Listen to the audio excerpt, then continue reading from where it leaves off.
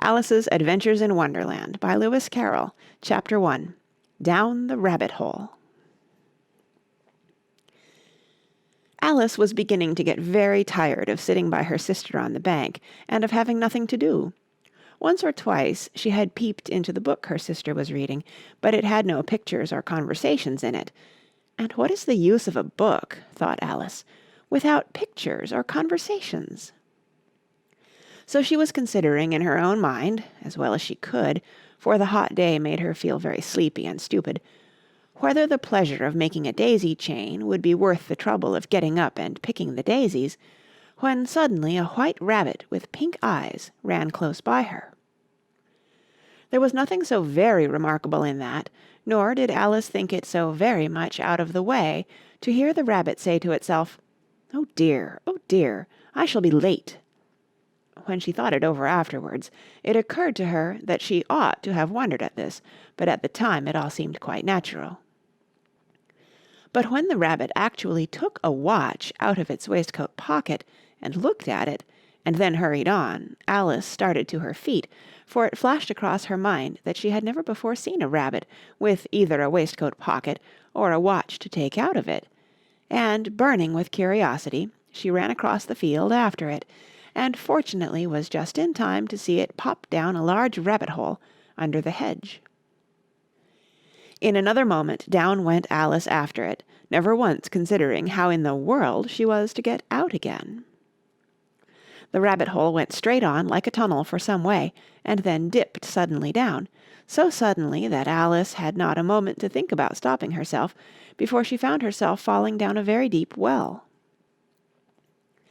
Either the well was very deep, or she fell very slowly, for she had plenty of time as she went down to look about her, and to wonder what was going to happen next. First she tried to look down and make out what she was coming to, but it was too dark to see anything. Then she looked at the sides of the well and noticed that they were filled with cupboards and bookshelves. Here and there she saw maps and pictures hung upon pegs. She took down a jar from one of the shelves as she passed. It was labeled Orange Marmalade, but to her great disappointment it was empty. She did not like to drop the jar for fear of killing somebody, so managed to put it into one of the cupboards as she fell past it. Well, thought Alice to herself, after such a fall as this, I shall think nothing of tumbling downstairs. How brave they'll all think me at home. Why, I wouldn't say anything about it, even if I fell off the top of the house, which was very likely true. Down, down, down. Would the fall never come to an end? I wonder how many miles I've fallen by this time, she said aloud. I must be getting somewhere near the center of the earth. Let me see. That would be 4,000 miles down, I think. For, you see, Alice had learnt several things of this sort in her lessons in the schoolroom, and though this was not a very good opportunity for showing off her knowledge, as there was no one to listen to her, still it was good practice to say it over. Yes, that's about the right distance, but then I wonder what latitude or longitude I've got to. Alice had no idea what latitude was, or longitude either, but thought they were nice grand words to say. Presently she began again. I wonder if I shall fall right through the earth. How funny it'll seem to come out among the people that walk with their heads downward. The antipathies, I think. She was rather glad there was no one listening this time, as it didn't sound at all the right word. But I shall have to ask them what the name of the country is, you know. Please, ma'am, is this New Zealand or Australia? And she tried to curtsy as she spoke. Fancy curtsying as you're falling through the air. Do you think you could manage it? And what an ignorant little girl she'll think me for asking. No, it'll never do to ask. Perhaps I shall see it written up somewhere. Down, down, down. There was nothing else to do, so Alice soon began talking again. Dinah'll miss me very much tonight, I should think. Dinah was the cat. I hope they'll remember her saucer of milk at tea time. Dinah, my dear, I wish you were down here with me. There are no mice in the air, I'm afraid, but you might catch a bat, and that's very like a mouse, you know. But do cats eat bats, I wonder?" And here Alice began to get rather sleepy, and went on saying to herself in a dreamy sort of way, "Do cats eat bats? Do cats eat bats?" And sometimes, "Do bats eat cats?" For, you see, as she couldn't answer either question, it didn't much matter which way she put it. She felt that she was dozing off, and had just begun to dream that she was walking hand in hand with Dinah, and saying to her very earnestly, "Now, Dinah, tell me the truth. Did you ever eat a bat?" When suddenly, thump, thump, down she came upon a heap of sticks and dry leaves, and the fall was over. Alice was not a bit hurt, and she jumped up onto her feet in a moment. She looked up, but it was all dark overhead. Before her was another long passage, and the White Rabbit was still in sight, hurrying down it.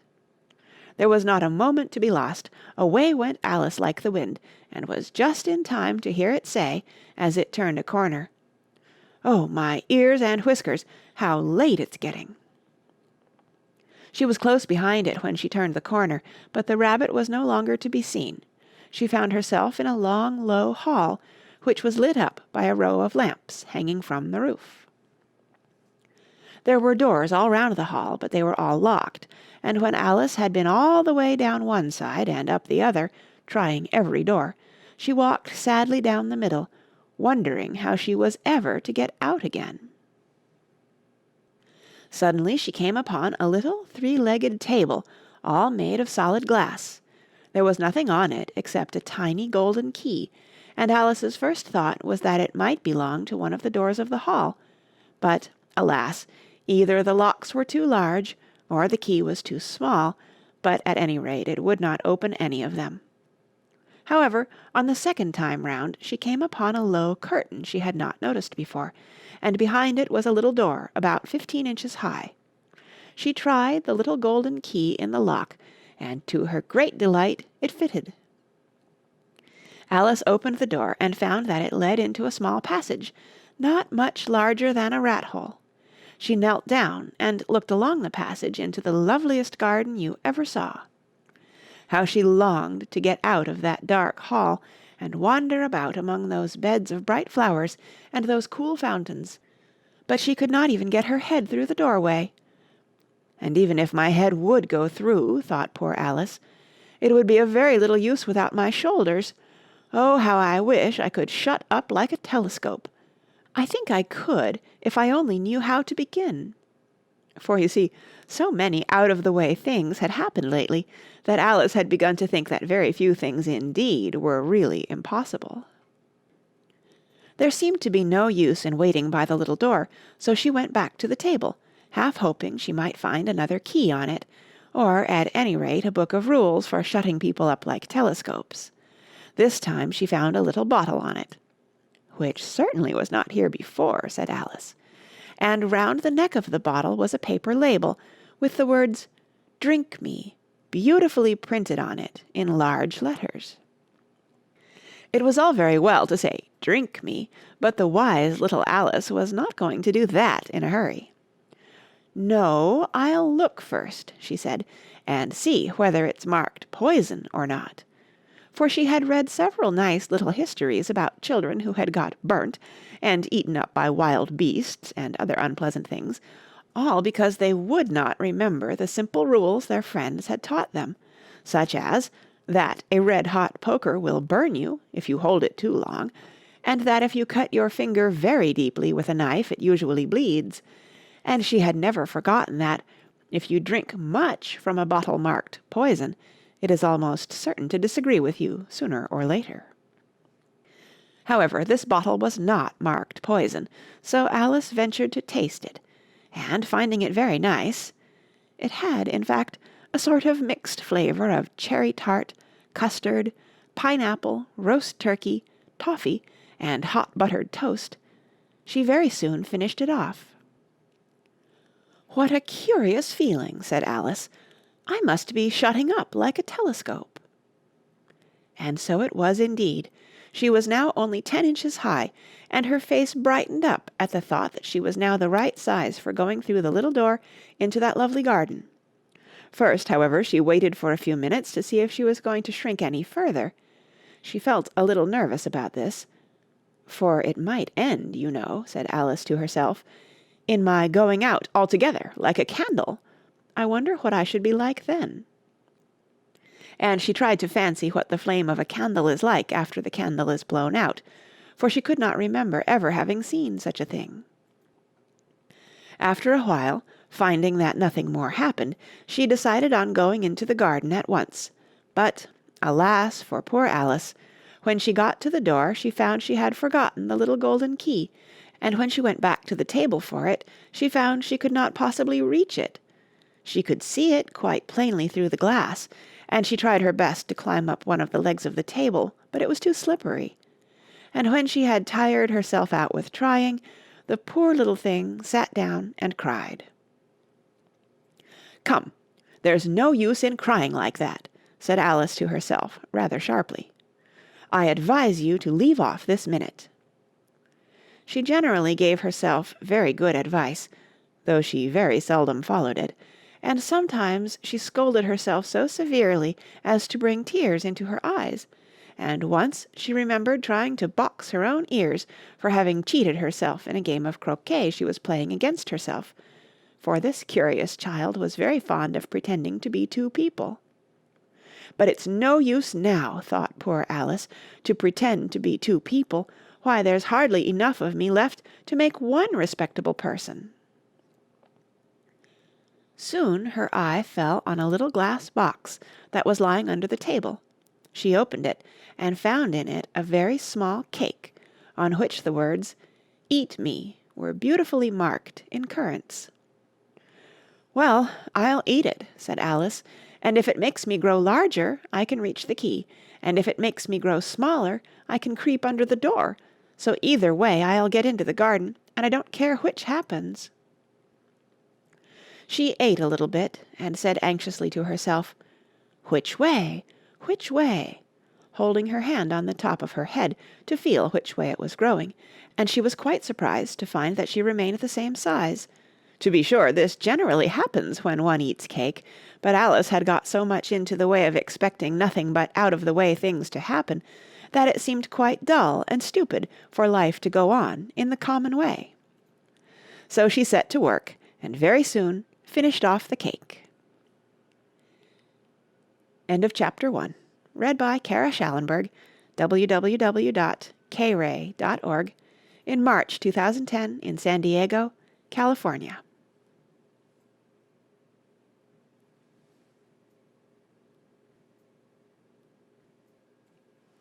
Chapter 2. The Pool of Tears. "Curiouser and curiouser!" cried Alice.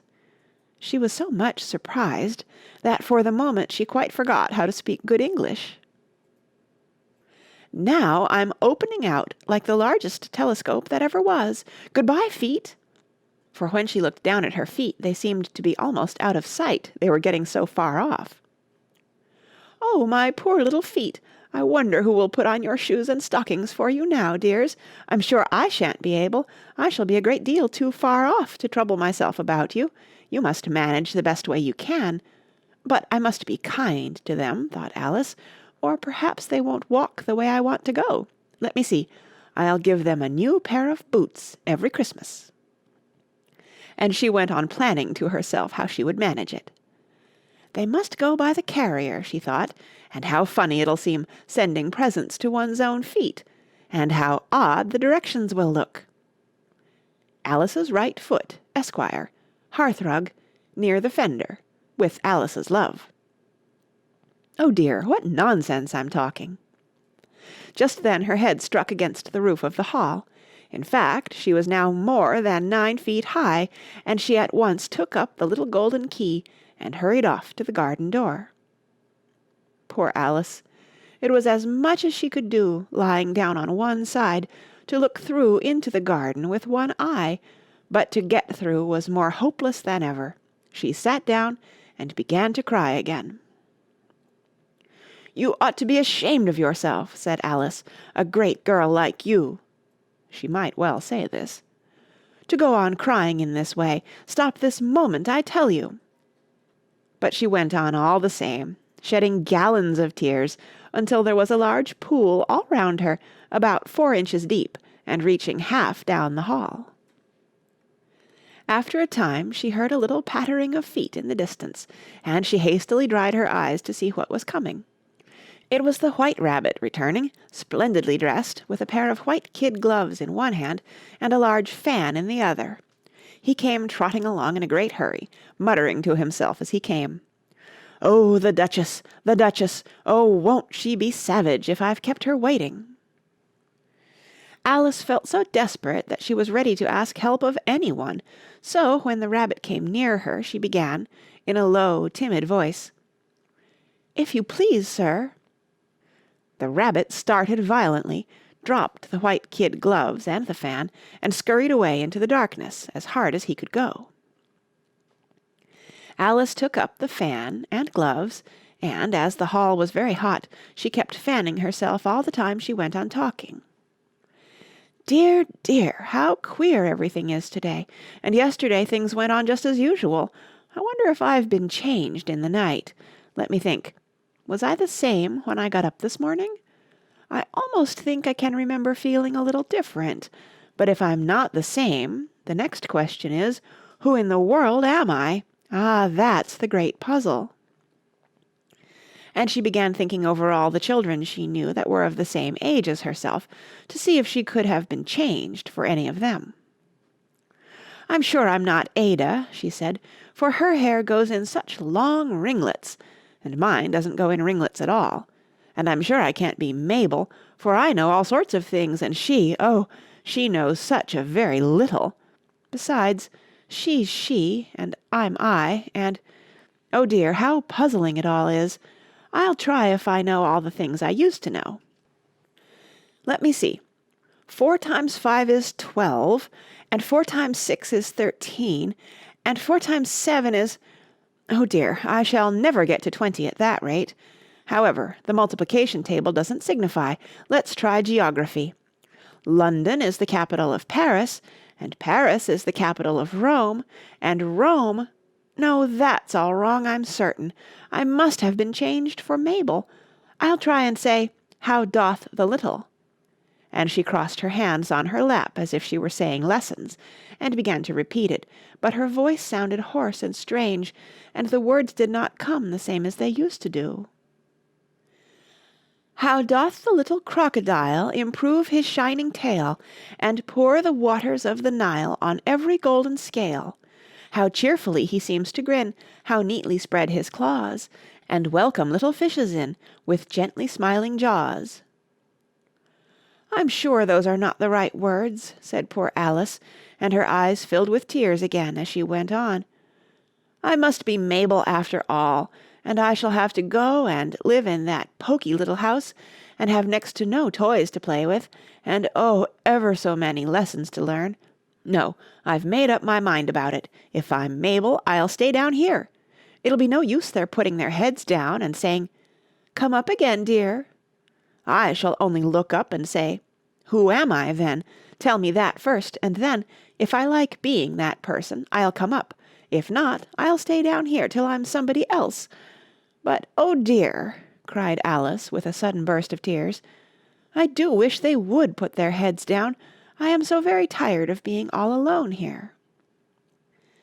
As she said this, she looked down at her hands, and was surprised to see that she had put on one of the rabbit's little white kid gloves while she was talking. "How can I have done that?" she thought. "I must be growing small again."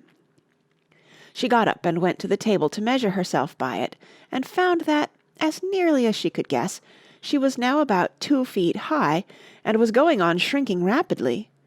She soon found out that the cause of this was the fan she was holding, and she dropped it hastily, just in time to avoid shrinking away altogether. "That was a narrow escape," said Alice, a good deal frightened at the sudden change, but very glad to find herself still in existence. "And now for the garden!" And she ran with all speed back to the little door, but, Alas! The little door was shut again, and the little golden key was lying on the glass table as before. "And things are worse than ever," thought the poor child, "for I never was so small as this before, never, and I declare it's too bad, that it is." As she said these words, her foot slipped, and in another moment, splash, she was up to her chin in salt water. Her first idea was that she had somehow fallen into the sea. "And in that case I can go back by railway," she said to herself. Alice had been to the seaside once in her life, and had come to the general conclusion that wherever you go to on the English coast, you find a number of bathing machines in the sea, some children digging in the sand with wooden spades, then a row of lodging-houses, and behind them a railway station.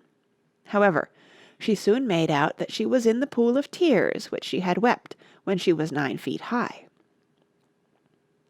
"I wish I hadn't cried so much," said Alice as she swam about, trying to find her way out. "I shall be punished for it now, I suppose, by being drowned in my own tears. That will be a queer thing, to be sure. However, everything is queer today." Just then she heard something splashing about in the pool a little way off, and she swam nearer to make out what it was. At first she thought it must be a walrus or hippopotamus, but then she remembered how small she was now, and she soon made out that it was only a mouse that had slipped in like herself. "Would it be of any use now," thought Alice, "to speak to this mouse? Everything is so out of the way down here that I should think it very likely it can talk. At any rate, there's no harm in trying." So she began. "Oh, Mouse, do you know the way out of this pool? I am very tired of swimming about here, oh Mouse." Alice thought this must be the right way of speaking to a mouse. She had never done such a thing before, but she remembered having seen in her brother's Latin grammar, "A mouse, of a mouse, to a mouse, a mouse, o mouse." The mouse looked at her rather inquisitively, and seemed to her to wink with one of its little eyes, but it said nothing. "Perhaps it doesn't understand English," thought Alice. "I dare say it's a French mouse, come over with William the Conqueror." For, with all her knowledge of history, Alice had no very clear notion how long ago anything had happened. So she began again, "Où est ma chatte?" which was the first sentence in her French lesson book. The mouse gave a sudden leap out of the water, and seemed to quiver all over with fright. "Oh, I beg your pardon," cried Alice hastily, afraid that she had hurt the poor animal's feelings. "I quite forgot you didn't like cats." "Not like cats!" cried the mouse in a shrill, passionate voice. "Would you like cats if you were me?" "Well, perhaps not," said Alice in a soothing tone. "Don't be angry about it. And yet I wish I could show you our cat, Dinah. I think you'd take a fancy to cats if you could only see her. She is such a dear, quiet thing," Alice went on, half to herself, as she swam lazily about in the pool. "And she sits purring so nicely by the fire, licking her paws and washing her face, and she is such a nice soft thing to nurse, and she's such a capital one for catching mice. Oh, I beg your pardon," cried Alice again, for this time the mouse was bristling all over, and she felt certain it must be really offended. "We won't talk about her any more, if you'd rather not." "We, indeed!" cried the mouse, who was trembling down to the end of his tail. "As if I would talk on such a subject! Our family always hated cats. Nasty, low, vulgar things. Don't let me hear the name again." "I won't, indeed," said Alice, in a great hurry to change the subject of conversation. Are you fond of dogs?" The mouse did not answer, so Alice went on eagerly. "There is such a nice little dog near our house I should like to show you. A little bright-eyed terrier, you know, with oh, such long curly brown hair, and it'll fetch things when you throw them, and it'll sit up and beg for its dinner and all sorts of things. I can't remember half of them. And it belongs to a farmer, you know, and he says it's so useful it's worth 100 pounds. He says it kills all the rats and—" "Oh dear," cried Alice in a sorrowful tone, "I'm afraid I've offended it again." For the mouse was swimming away from her as hard as it could go, and making quite a commotion in the pool as it went. So she called softly after it, "Mouse dear, do come back again, and we won't talk about cats or dogs either if you don't like them." When the mouse heard this, it turned round and swam slowly back to her. Its face was quite pale, with passion, Alice thought, and it said in a low, trembling voice, "Let us get to the shore, and then I'll tell you my history, and you'll understand why it is I hate cats and dogs." It was high time to go, for the pool was getting quite crowded with the birds and animals that had fallen into it. There were a duck and a dodo, a lory and an eaglet, and several other curious creatures. Alice led the way, and the whole party swam to the shore. Chapter 3. A Caucus Race and a Long Tail. They were indeed a queer-looking party that assembled on the bank, the birds with draggled feathers, the animals with their fur clinging close to them, and all dripping wet, cross, and uncomfortable. The first question, of course, was how to get dry again. They had a consultation about this, and after a few minutes it seemed quite natural to Alice to find herself talking familiarly with them, as if she had known them all her life.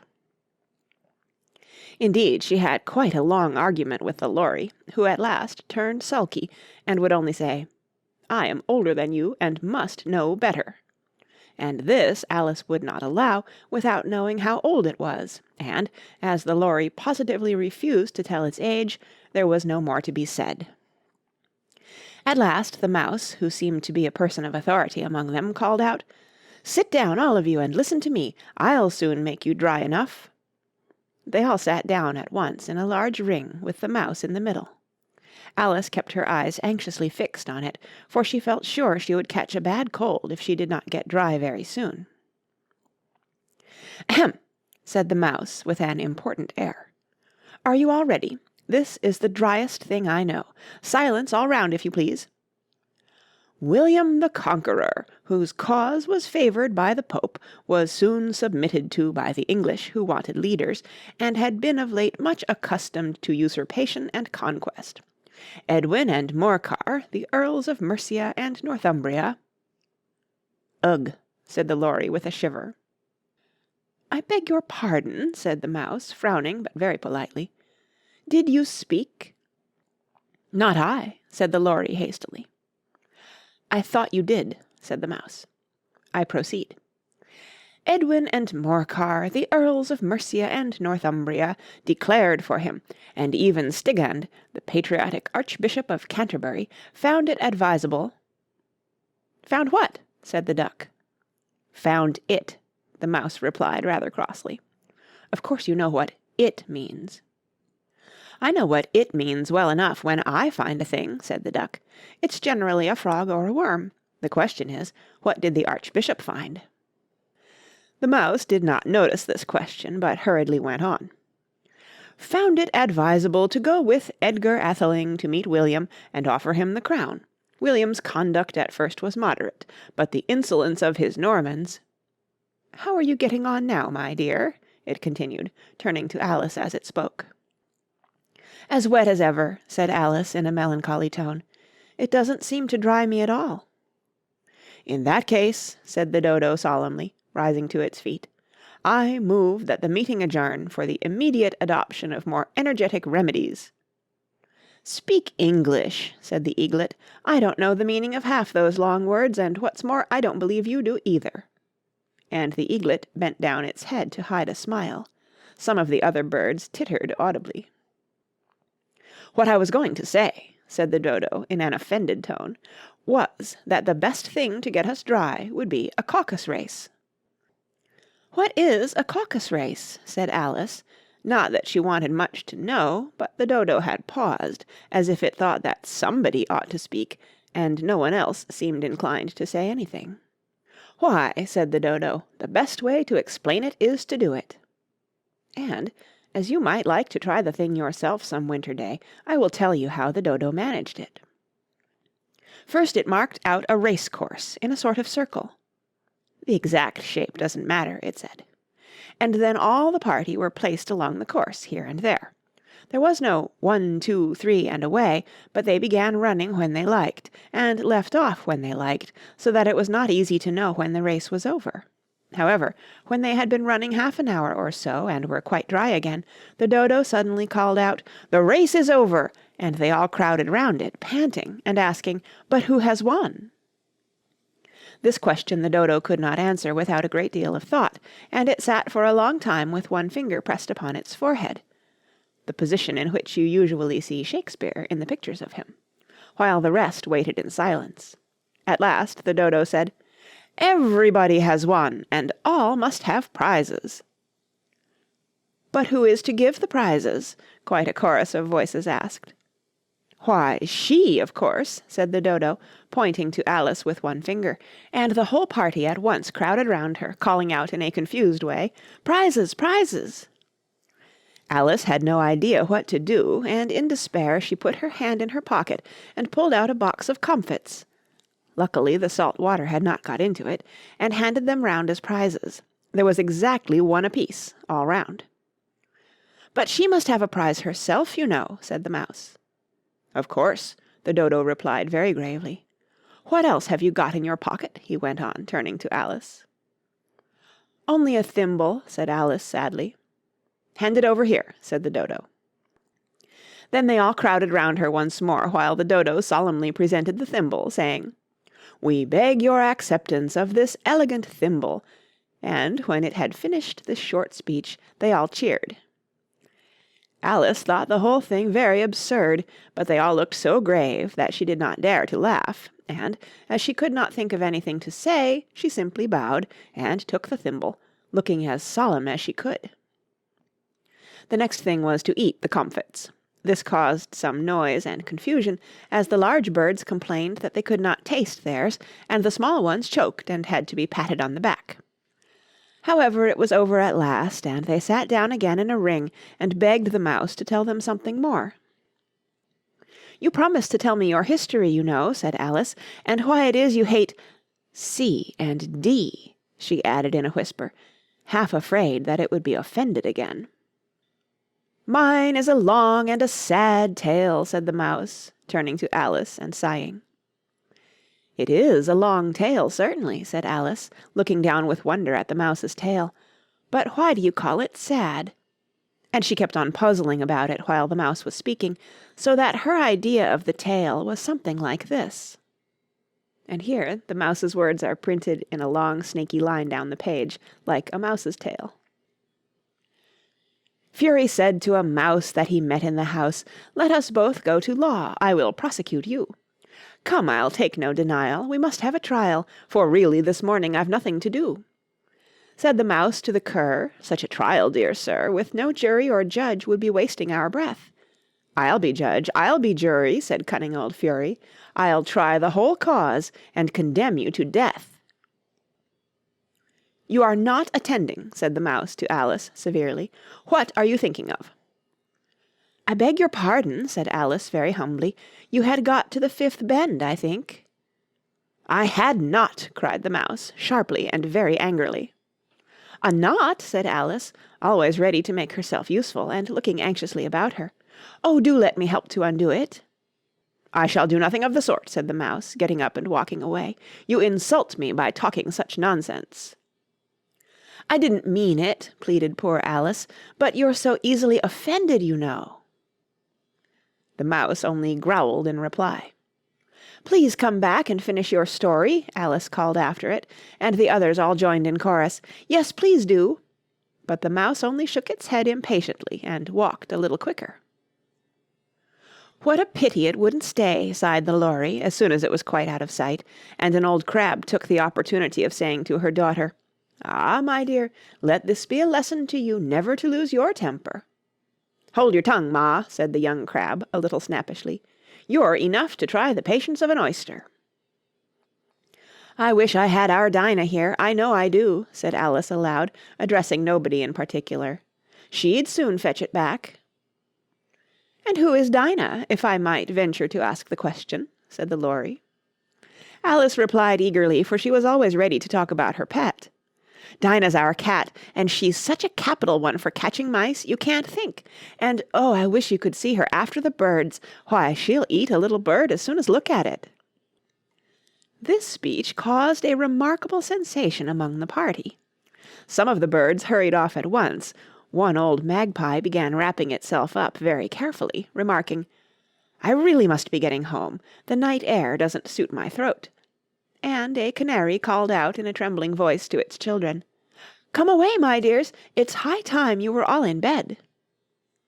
On various pretexts they all moved off, and Alice was soon left alone. "I wish I hadn't mentioned Dinah," she said to herself in a melancholy tone. "Nobody seems to like her down here, and I'm sure she's the best cat in the world. Oh, my dear Dinah, I wonder if I shall ever see you any more." And here poor Alice began to cry again, for she felt very lonely and low-spirited. In a little while, however, she again heard a little pattering of footsteps in the distance, and she looked up eagerly, half hoping that the mouse had changed his mind, and was coming back to finish his story. End of Chapter 3, read by Kara Schallenberg, March 2010, in San Diego, California.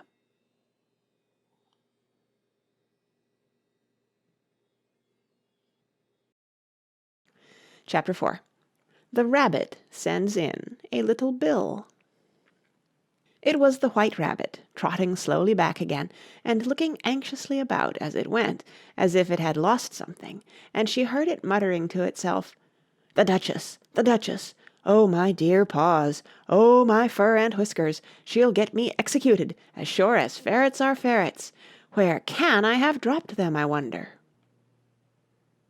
Alice guessed in a moment that it was looking for the fan and the pair of white kid gloves, and she very good-naturedly began hunting about for them, but they were nowhere to be seen. Everything seemed to have changed since her swim in the pool, and the great hall, with the glass table and the little door, had vanished completely. Very soon the rabbit noticed Alice as she went hunting about, and called out to her in an angry tone, "Why, Mary Ann, what are you doing out here? Run home this moment, and fetch me a pair of gloves and a fan. Quick now!" And Alice was so much frightened that she ran off at once in the direction it pointed to, without trying to explain the mistake it had made. "He took me for his housemaid," she said to herself as she ran. "How surprised he'll be when he finds out who I am! But I'd better take him his fan and gloves, that is, if I can find them." As she said this, she came upon a neat little house, on the door of which was a bright brass plate with the name W. Rabbit engraved upon it. She went in without knocking, and hurried upstairs, in great fear lest she should meet the real Mary Ann, and be turned out of the house before she had found the fan and gloves. "How queer it seems," Alice said to herself, "to be going messages for a rabbit. I suppose Dinah'll be sending me on messages next." And she began fancying the sort of thing that would happen. "Miss Alice, come here directly and get ready for your walk." "Coming in a minute, nurse, but I've got to see that the mouse doesn't get out." "Only I don't think," Alice went on, "that they'd let Dinah stop in the house if it began ordering people about like that." By this time she had found her way into a tidy little room with a table in the window, and on it, as she had hoped, a fan and 2 or 3 pairs of tiny white kid gloves. She took up the fan and a pair of the gloves, and was just going to leave the room, when her eye fell upon a little bottle that stood near the looking-glass. There was no label this time with the words, "Drink me," but nevertheless she uncorked it and put it to her lips. "I know something interesting is sure to happen," she said to herself, "whenever I eat or drink anything, so I'll just see what this bottle does. I do hope it'll make me grow large again, for really I'm quite tired of being such a tiny little thing." It did so indeed, and much sooner than she had expected. Before she had drunk half the bottle, she found her head pressing against the ceiling, and had to stoop to save her neck from being broken. She hastily put down the bottle, saying to herself, "That's quite enough. I hope I shan't grow any more. As it is, I can't get out at the door. I do wish I hadn't drunk quite so much." Alas, it was too late to wish that. She went on growing and growing, and very soon had to kneel down on the floor. In another minute there was not even room for this, and she tried the effect of lying down with one elbow against the door, and the other arm curled round her head. Still she went on growing, and as a last resource she put one arm out of the window and one foot up the chimney, and said to herself, "Now I can do no more, whatever happens. What will become of me?" Luckily for Alice, the little magic bottle had now had its full effect, and she grew no larger. Still, it was very uncomfortable, and as there seemed to be no sort of chance of her ever getting out of the room again, no wonder she felt unhappy.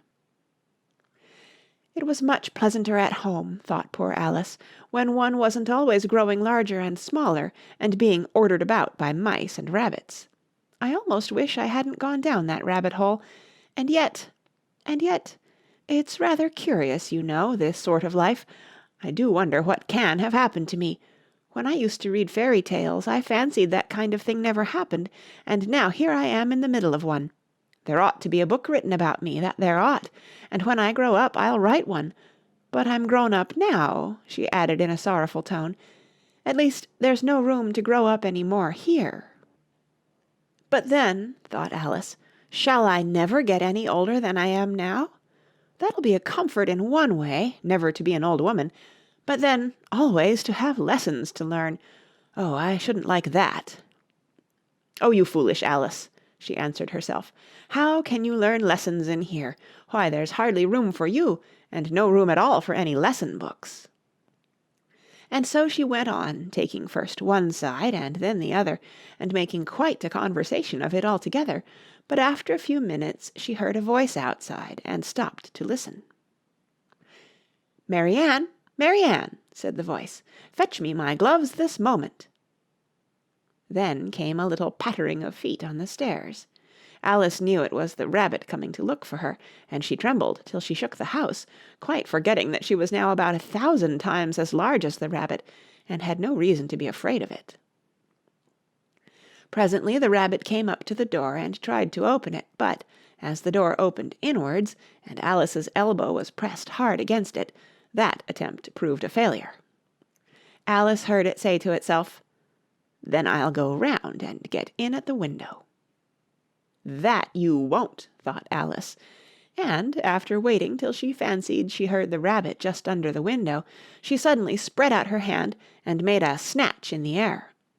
She did not get hold of anything, but she heard a little shriek and a fall and a crash of broken glass, from which she concluded that it was just possible it had fallen into a cucumber frame or something of the sort. Next came an angry voice, the rabbit's, "Pat, Pat, where are you?" And then a voice she had never heard before, "Sure then I'm here, digging for apples, your honour." "Digging for apples, indeed," said the rabbit angrily. "Here, come and help me out of this." Sounds of more broken glass. "Now tell me, Pat, what's that in the window?" "Sure, it's an arm, your honour." He pronounced it arum. "An arm, you goose! Who ever saw one that size? Why, it fills the whole window." "Sure it does, your honour, but it's an arm for all that." "Well, it's got no business there, at any rate. Go and take it away." There was a long silence after this, and Alice could only hear whispers now and then, such as, "Sure, I don't like it, your honour, at all, at all." "Do as I tell you, you coward." And at last she spread out her hand again, and made another snatch in the air. This time there were 2 little shrieks, and more sounds of broken glass. "What a number of cucumber frames there must be," thought Alice. "I wonder what they'll do next. As for pulling me out of the window, I only wish they could. I'm sure I don't want to stay in here any longer." She waited for some time without hearing anything more. At last came a rumbling of little cart-wheels, and the sound of a good many voices all talking together. She made out the words, "Where's the other ladder? Why, I hadn't to bring but one. Bill's got the other. Bill, fetch it here, lad. Here, put 'em up at this corner. No, tie 'em together first. They don't reach half high enough yet. Oh, they'll do well enough. Don't be particular. Here, Bill, catch hold of this rope. Will the roof bear? Mind that loose slate. Oh, it's coming down. Heads below." A loud crash. Now who did that? It was Bill, I fancy. Who's to go down the chimney? Nay, I shan't. You do it. That I won't, then. Bill's to go down. Here, Bill. The master says you're to go down the chimney. Oh, so Bill's got to come down the chimney, has he? Said Alice to herself. Shy, they seem to put everything upon Bill. I wouldn't be in Bill's place for a good deal. This fireplace is narrow, to be sure, but I think I can kick a little. She drew her foot as far down the chimney as she could, and waited till she heard a little animal, she couldn't guess of what sort it was, scratching and scrambling about in the chimney close above her.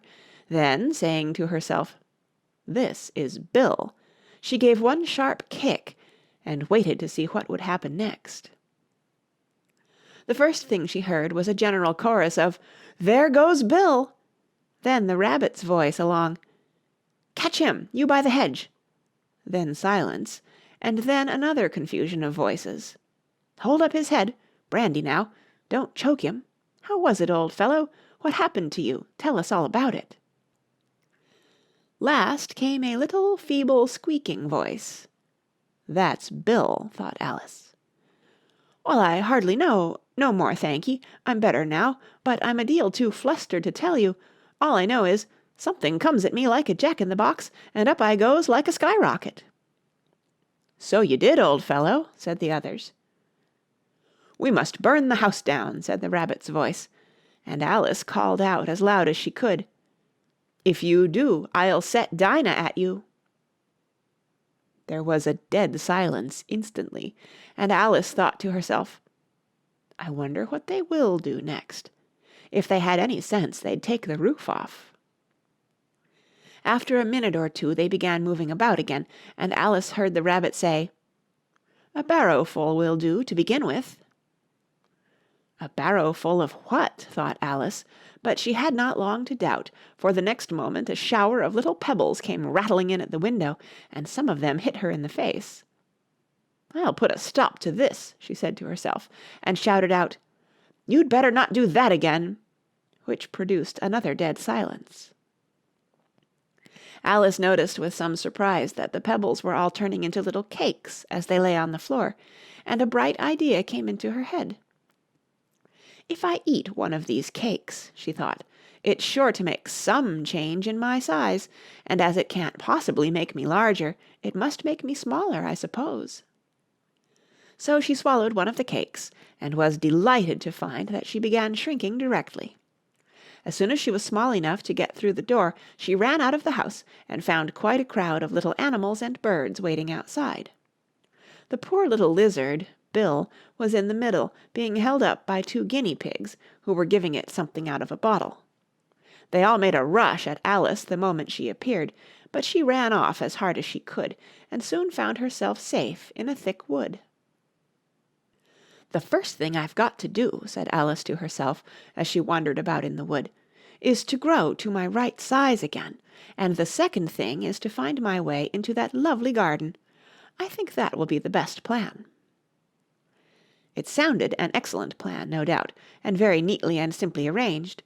The only difficulty was that she had not the smallest idea how to set about it, and while she was peering about anxiously among the trees, a little sharp bark just over her head made her look up in a great hurry. An enormous puppy was looking down at her with large round eyes, and feebly stretching out one paw, trying to touch her. "Poor little thing," said Alice in a coaxing tone, and she tried hard to whistle to it, but she was terribly frightened all the time at the thought that it might be hungry, in which case it would be very likely to eat her up, in spite of all her coaxing. Hardly knowing what she did, she picked up a little bit of stick and held it out to the puppy, whereupon the puppy jumped into the air off all its feet at once with a yelp of delight, and rushed at the stick and made believe to worry it. Then Alice dodged behind a great thistle to keep herself from being run over, and the moment she appeared on the other side the puppy made another rush at the stick, and tumbled head over heels in its hurry to get hold of it. Then Alice, thinking it was very like having a game of play with a cart-horse, and expecting every moment to be trampled under its feet, ran round the thistle again. Then the puppy began a series of short charges at the stick, running a very little way forwards each time, and a long way back, and barking hoarsely all the while, till at last it sat down a good way off, panting, with its tongue hanging out of its mouth, and its great eyes half shut. This seemed to Alice a good opportunity for making her escape, so she set off at once, and ran till she was quite tired and out of breath, and till the puppy's bark sounded quite faint in the distance. "And yet what a dear little puppy it was," said Alice, as she leant against a buttercup to rest herself, and fanned herself with one of the leaves. "I should have liked teaching it tricks very much, if I'd only been the right size to do it. Oh dear, I'd nearly forgotten that I've got to grow up again. Let me see. How is it to be managed? I suppose I ought to eat or drink something or other, but the great question is, what?" The great question certainly was, what? Alice looked all round her, at the flowers and the blades of grass, but she did not see anything that looked like the right thing to eat or drink, under the circumstances. There was a large mushroom growing near her, about the same height as herself, and when she had looked under it, and on both sides of it, and behind it, it occurred to her that she might as well look and see what was on the top of it. She stretched herself up on tiptoe, and peeped over the edge of the mushroom, and her eyes immediately met those of a large caterpillar that was sitting on the top with its arms folded, quietly smoking a long hookah, and taking not the smallest notice of her or of anything else. End of Chapter 4, read by Kara Schallenberg, March 2010, in San Diego, California.